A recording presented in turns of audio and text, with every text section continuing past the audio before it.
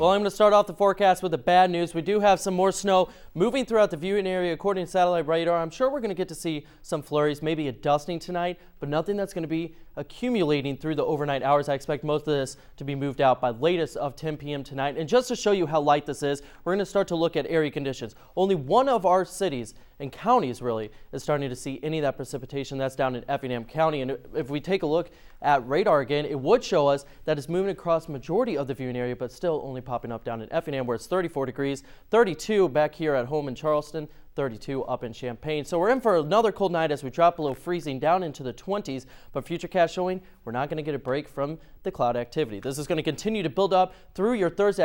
I expect to see some of that sunshine in the morning hours, but it's not going to last that long before overcast skies start to really take over for your Thursday afternoon. This is around 2 p.m. You can see her taking over across central Illinois, not just here in east central Illinois, but really majority of Illinois in general. And that's going to last through the evening hours. So we're not really going to be able to see that sunshine in the afternoon, let alone even in the evening after that sun sets. And that brings us to our hometown highlight this evening of Effingham County. You can see here, this is for tomorrow, around 38 degrees from Beecher City down into Gilmore, and then 39 from Mason all the way up into Montrose. So a wide range of the viewing area is going to be right around the 40-degree mark. Overcast skies though, so that's the unfortunate part, but we stay dry.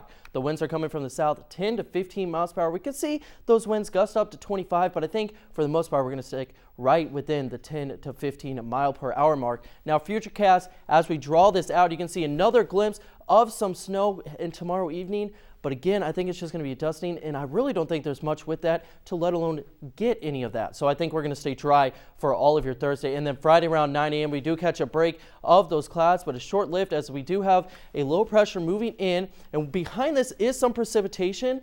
But once it gets here into central Illinois, I think it's going to start to split because it doesn't have the resource of the moisture pump coming from the Gulf, because we still have a little bit of a stationary front down through Paducah where they're going to start to see that rain. But here back at home, I think we're going to stay dry. Now, the good news is we do have a high pressure system moving in all the way from Kansas City. That's going to continue to move in. Futurecast isn't going to go out that far, but you can see there's just clear skies on the other side of that in Kansas City. So we're going to start to get that in the latter half of the weekend. As we take a look at your averages for the next 5 days, you can see our average high is right at 37 degrees. Average low is at 21.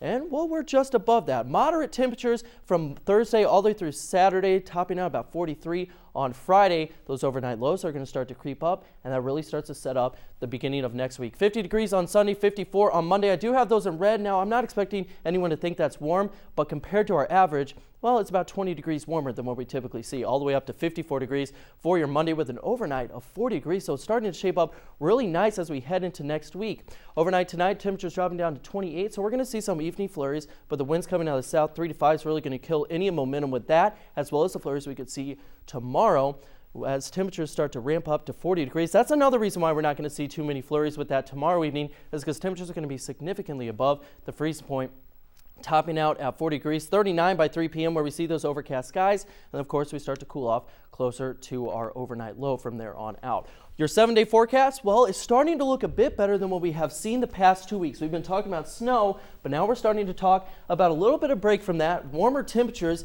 And you know what? We're talking about 50s as well for Monday. And then unfortunately, a cold front starts to move back through, dropping those temperatures. But I'm just glad to be getting the break from this, starting to see that sunshine a little bit more.